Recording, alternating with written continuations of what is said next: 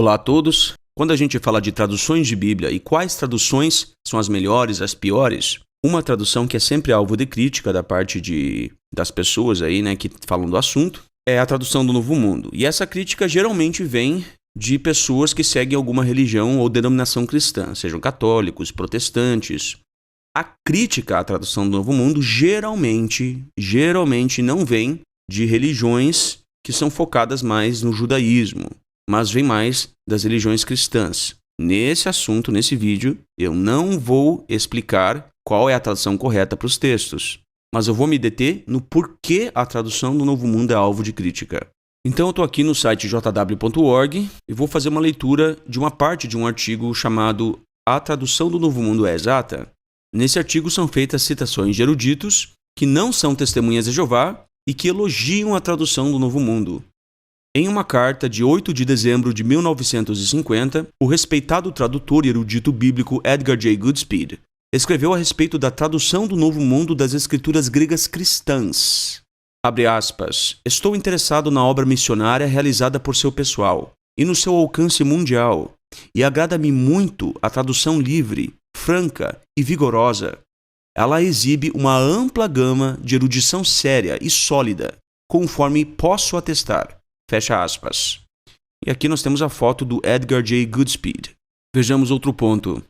Comentando a respeito da tradução do Novo Mundo das escrituras gregas cristãs, o crítico bíblico britânico Alexander Thompson escreveu, abre aspas, a tradução é evidentemente obra de eruditos peritos e talentosos, que procuraram ressaltar o verdadeiro sentido do texto grego, tanto quanto a língua inglesa seja capaz de expressar, fecha aspas. The Differentiator, abril de 1952, página 52. Pois bem, então com base no que foi apresentado aqui, a que conclusão nós podemos chegar? Que existem pessoas, eruditos bíblicos, de várias religiões também, que afirmam que a tradução do Novo Mundo é uma boa tradução. Portanto, não é absoluto entre os eruditos bíblicos que a tradução do Novo Mundo é ruim. Bem, mas talvez alguém diga que a maioria dos eruditos é contra a tradução do Novo Mundo e que aqueles que a organização cita como aprovando ou dando um bom parecer sobre a tradução do Novo Mundo são apenas uma minoria. Bem, se você já assistiu a minha série sobre falácias, você já entendeu que falácia existe aqui. Aqui há a falácia ad populum, que é basicamente alegar que uma crença é verdadeira porque a maioria das pessoas acredita nela. Errado. Uma crença não é determinada verdadeira a partir do número de pessoas que nela acredita. A maioria pode sim estar errada, em vários casos na humanidade, a maioria já esteve errada.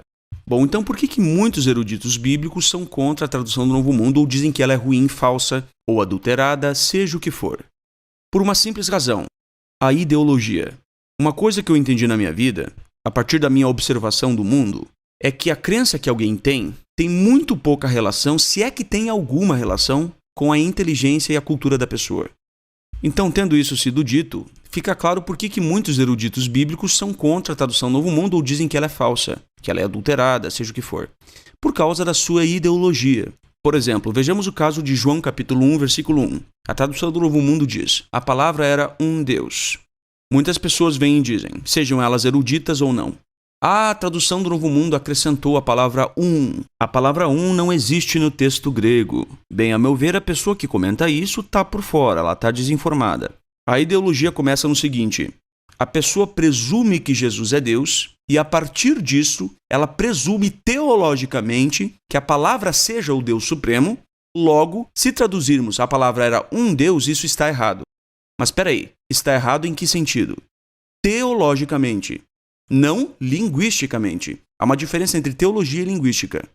A tradução, a palavra era um Deus, é gramaticalmente possível. A pessoa que diz que não é gramaticalmente possível está totalmente desinformada. Se você conhece o grego, você sabe que, gramaticalmente falando, a tradução, a palavra era um Deus, não apenas é possível, mas é muito provável. Gramaticalmente. Murray J. Harris, professor de exegese do Novo Testamento, admitiu em seu livro Jesus as God, ou Jesus como Deus. De um ponto de vista puramente gramatical, Theos en ho logos, poderia ser traduzido, a palavra era um Deus. Bom, então nós temos uma questão, a questão gramatical. Existe também a questão teológica. A palavra era Deus ou um Deus? Aí é uma questão teológica. O trinitário vai argumentar, a palavra não é um Deus porque isso é politeísmo. O monoteísmo de João torna esta tradução impossível, pois se um monoteísta estivesse falando de uma deidade que ele mesmo reverenciava, o theos singular poderia apenas ser aplicado à deidade suprema, não a um ser divino inferior. O comentário de Harris ignora completamente um ponto essencial. João era um judeu unitarista e não trinitário. Se soa impossível para um monoteísta chamar outro ser que não é o Deus Supremo de theos, por que é que soaria possível para um unitarista que não acredita na Trindade dizer que Deus é mais de uma pessoa? Harris ignorou totalmente o fato de que João não era trinitário. João era judeu. Os judeus nunca acreditaram em uma trindade. A obra The Encyclopedia Americana, ou a Enciclopédia Americana, diz sobre a teologia judaica. O cristianismo derivou-se do judaísmo, e o judaísmo era estritamente unitário. Essa citação foi tirada da brochura Deve-se Crer na Trindade, publicada pelas Testemunhas de Jeová. Existem outras obras que também atestam isso. A teologia judaica era estritamente unitária, ou seja, não trinitária. Então, se João não poderia dizer que a palavra era um Deus, ou uma deidade, um ser divino, por ser monoteísta, por que é que João diria que a palavra era o mesmo Deus com quem ela estava, se João não era trinitarista, se João era um judeu unitário? Na língua hebraica, a palavra para Deus é El.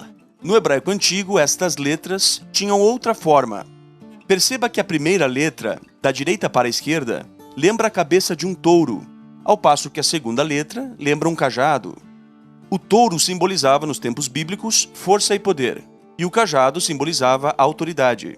Assim, a palavra Deus, ou El, na língua hebraica e na cultura judaica, significava basicamente poder e autoridade, poderoso. Na Enciclopédia da Bíblia, Teologia e Filosofia de Norman Champlin, respeitado erudito protestante, nós lemos sobre o termo Elohim. É patente que El é a raiz desse nome de Deus, que está no plural. Tem o sentido de poderoso ou forte. A forma plural, além de ser um plural majestático, também indicava deuses, um emprego legítimo no hebraico. Na obra O Novo Testamento Interpretado, do mesmo autor, nós lemos: o uso do termo Deus era muito mais amplo entre os hebreus do que se dá entre os cristãos modernos. Os anjos eram chamados de deuses, por serem agentes especiais de Deus, e também porque possuíam qualidades divinas. Então as testemunhas de Jeová vão argumentar de uma perspectiva contextual. Antes da teologia vem o contexto. Então primeiro vem a gramática, depois o contexto e depois a teologia. As testemunhas de Jeová vão argumentar: a palavra não é Deus, o Deus Supremo, porque ela está com o Deus Supremo. Então, a menos que ela seja aquele próprio Deus com quem ela tem que ser um Deus distinto, uma deidade, um argumento contextual. E aí o trinitário vai dizer: não, mas aquele Deus com quem a palavra está se refere à pessoa do Pai. Aí a testemunha de Jeová diz: bom, então existem dois deuses, porque a Bíblia diz que a palavra estava com Deus, não com o Pai. Então a separação feita por João foi em termos de deidade. O Deus Supremo é aquele com quem a palavra estava, o Deus de Gênesis. No princípio, Deus criou os céus e a terra.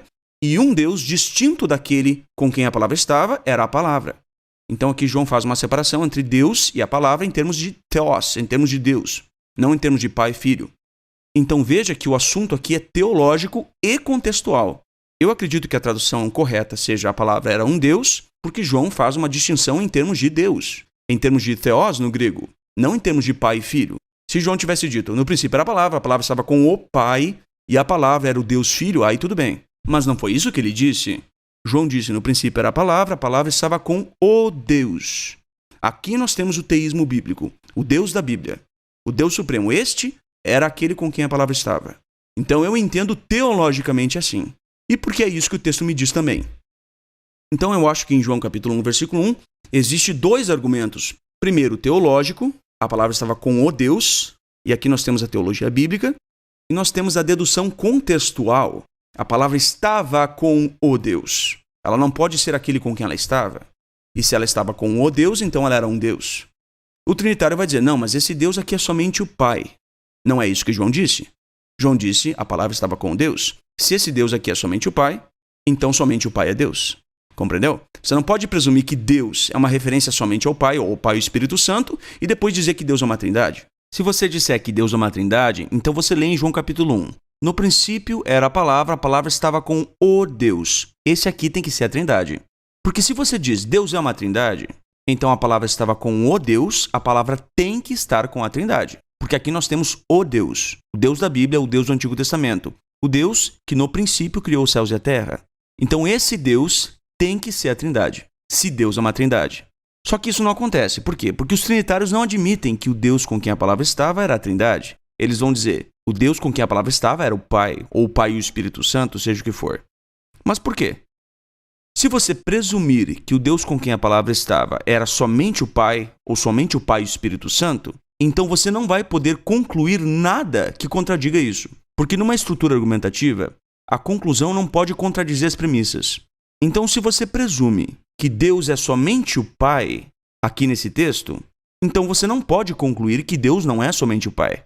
Isso é unitarismo, não trinitarismo. Quem acredita nisso não são os trinitários, são as testemunhas de Jeová. Então, a meu ver, o trinitário ele vai até o unitarismo e diz, não, eu vou pegar o unitarismo, eu vou roubar do unitarismo e dizer que Deus é somente o Pai, para depois concluir que Deus é uma Trindade. É isso que o trinitário faz. Ele vai até o unitarismo, que é a crença das testemunhas de Jeová, e diz, bom, eu vou roubar o Deus de vocês e vou dizer que Deus é somente o Pai, para refutar o argumento de vocês de que a palavra não pode ser o mesmo Deus com que ela estava. E aí eu digo que Deus é somente o Pai, mas depois que eu refutei vocês, aí eu volto e digo que Deus é uma Trindade. É basicamente isso. Então veja que o debate ele é ideológico e não gramatical. Porque gramaticalmente, tanto a tradução, a palavra era Deus, como a palavra era um Deus, são possíveis gramaticalmente. Mas contextualmente e teologicamente existe uma disputa.